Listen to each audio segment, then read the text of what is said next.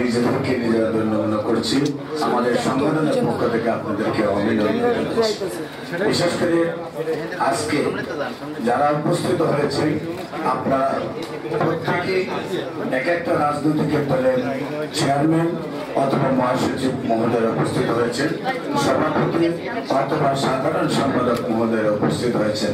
আমি বিশ্বাস করি আপনাদের এক একজনের যে যোগ্যতা রয়েছে, আপনারা একটি দেশকে পরিচালনা করার যোগ্যতা সবাই রাখেন, কিন্তু অত্যন্ত দুঃখের বিষয় আপনাদের যথাযথ মর্যাদায় আমরা আসন সংকীর্ণ হওয়ার কারণে আমরা আপনাদের যথাযথ স্থানে বসাতে পারছি না।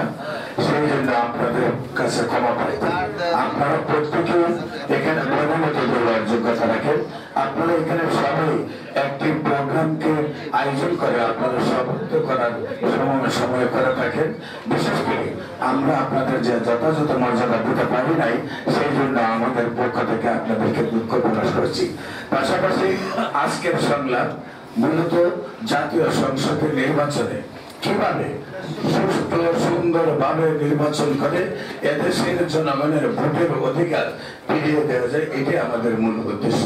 আমরা দেখতে পাই আমরা যারা ইসলামী সমন্বয় পরিষদ করি, আমরা এক একজন এক একটি রাজনৈতিক দলের, আমরা কিন্তু ইসলামী সমন্বয় পরিষদে আসলে আমরা আমাদের কোনো রাজনৈতিক পরিচয় আমরা রাখি না। তবে সকল রাজনৈতিক নেতাদেরকে আমরা আমাদের মেম্বার করি, কারণ আমাদের আপনার রাজনৈতিক প্ল্যাটফর্ম থেকে যে কথাটুকু আপনি বলতে পারেন না, সেই কথাটুকু যেন ইসলামী সমন্বয় পরিষদের প্ল্যাটফর্ম থেকে আপনি বলতে পারেন। আমরা রাজনৈতিক যেখানে করি আমাদের আদর্শগত কারণেই আমরা অনেক কিছু আমাদের দলীয় সিদ্ধান্তের বাইরে আমরা নিতে পারি না সিদ্ধান্ত। সেই জন্য আমাদের ইসলামী সমন্বয় পরিষদ আমরা চিন্তা করি যে প্রত্যেকটি রাজনৈতিক দলের নেতৃবৃন্দ যাতে তার উন্মুক্ত কথা বলতে পারে, রাজনীতির বাইরে যে কথাগুলো বলার প্রয়োজন সেই কথাগুলো যেন বলতে পারে, সেই জন্যই ইসলামী সমন্বয় পরিষদ। এবং আমরা আপনাদেরকে আগামী কাউন্সিলে আপনাদের সবাইকে আমরা আবার আমন্ত্রণ জানাবো। আমরা সবাইকে নিয়ে আছি এবং আপনাদের সবাইকে নিয়ে সামনে ইসলামী সমন্বয় পরিষদ চলবে।